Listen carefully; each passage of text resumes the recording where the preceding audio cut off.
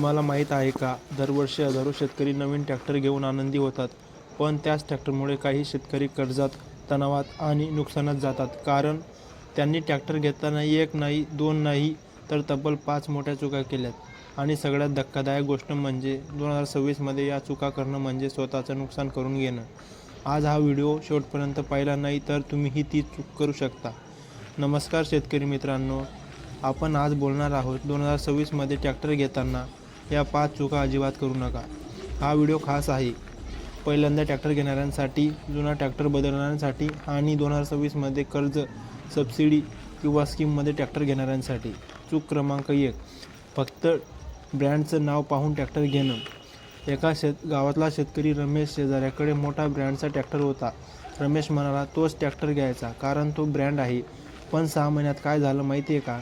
Parts महाग, service वेळेवर नाही, मायलेज अपेक्षेपेक्षा कमी. ब्रँड मोठा असला तरी तो तुमच्या शेतीसाठी योग्य आहे का, हा प्रश्न कुणी विचारला नाही. 2026मध्ये काय करा?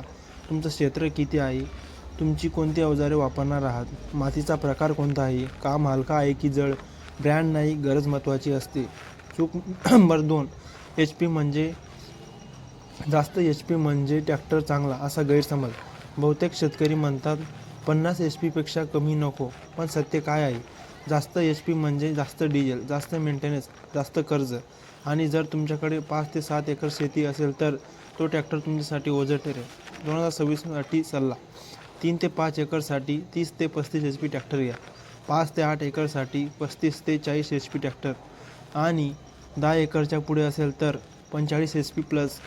गरजेपेक्षा मोठा ट्रॅक्टर बरोबर नुकसान होते. चूक नंबर 3, फक्त सबसिडी मिळते म्हणून ट्रॅक्टर घेणं.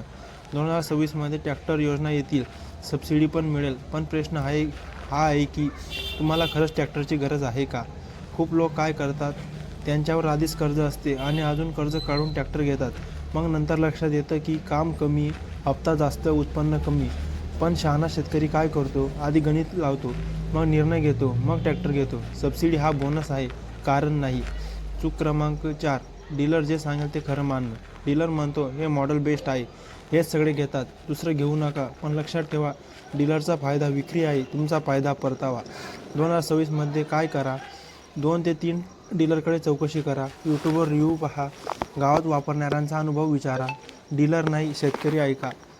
चूक नंबर 5, मेंटेनन्स आणि सर्व्हिसचा विचार न करणे. सगळ्यात मोठा धोका आहे.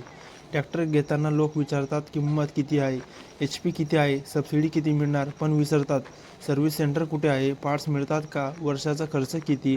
लक्षात ठेवा, स्वस्त ट्रॅक्टर बरोबर महाग मेंटेनन्स. जवळ सर्व्हिस नसेल तर काम बंद. 2026मध्ये ट्रॅक्टर नाही तर संपूर्ण सपोर्ट सिस्टीम घ्या. या 5 चुका करू नका. ट्रॅक्टरचा ब्रँड पाहून, HP पाहून, सबसिडी पाहून, डीलरचं ऐकून, मेंटेनन्स न पाहता ट्रॅक्टर घेतला तर तो